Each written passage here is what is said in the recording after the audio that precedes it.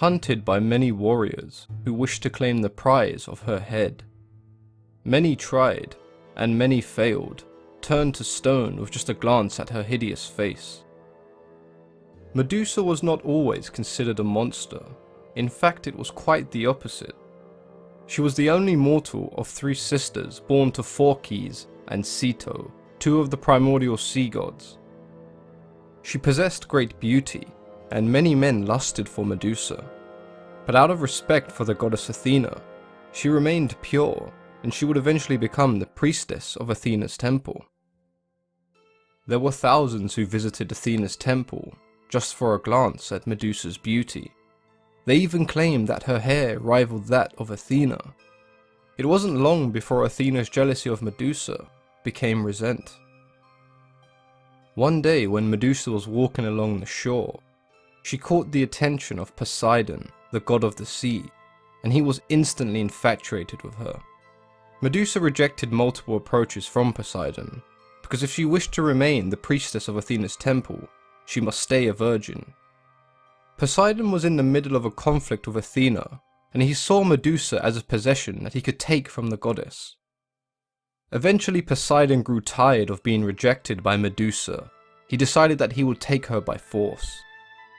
Medusa, in fear for her life, ran into Athena's temple in the hopes that the goddess would offer her protection. There was no protection given that evening, and Poseidon had his way with Medusa. When Poseidon had finished, Athena did appear, enraged by the events that had just taken place. She decided that she would punish Medusa, as punishment against a god such as Poseidon was considered unthinkable. Athena cursed Medusa. The hair that she was once so envious of, she turned into a head of venomous snakes. Anyone who looked into Medusa's eyes would be petrified and turned to stone. Word spread of the monster that Medusa had become, and she became the target of many warriors who wished to add her head to their list of trophies.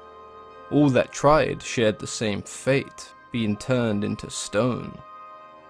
Until the hero Perseus, son of Zeus, was tasked with retrieving her head. In order to complete the task, Perseus required aid from the gods. He was given a helmet from Hades that made him invisible to Medusa, a pair of winged sandals from Hermes allowing him to reach Medusa. Athena gave him a bronze shield able to reflect the gaze of Medusa, and lastly he was given a sword sharp enough to cut off the head of Medusa. With all of these divine gifts, Perseus was able to behead Medusa.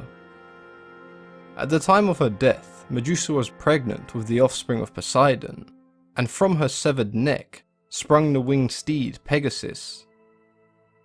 Perseus would use the head of Medusa to aid him in several adventures, and it played a crucial role when defeating the Titan Atlas. Medusa is probably one of the most misunderstood characters in Greek mythology. She is often regarded as a cruel monster. She had only the best intentions and placed her trust in the goddess Athena, who ultimately failed her and punished her for actions that were beyond her control. Her story shows us that even the gods are prone to the sins that they so heavily pride themselves above. Even in death, Medusa can be seen as a symbol of good, as her head is used as a protective amulet to keep evil away. If you've enjoyed this video, then please consider leaving a thumbs up, as it helps promote the video and allows the channel to grow. If there's anything you'd like to discuss or have any ideas for future videos, then please let me know in the comments section. As always, I've been your host, Mythology and Fiction Explained.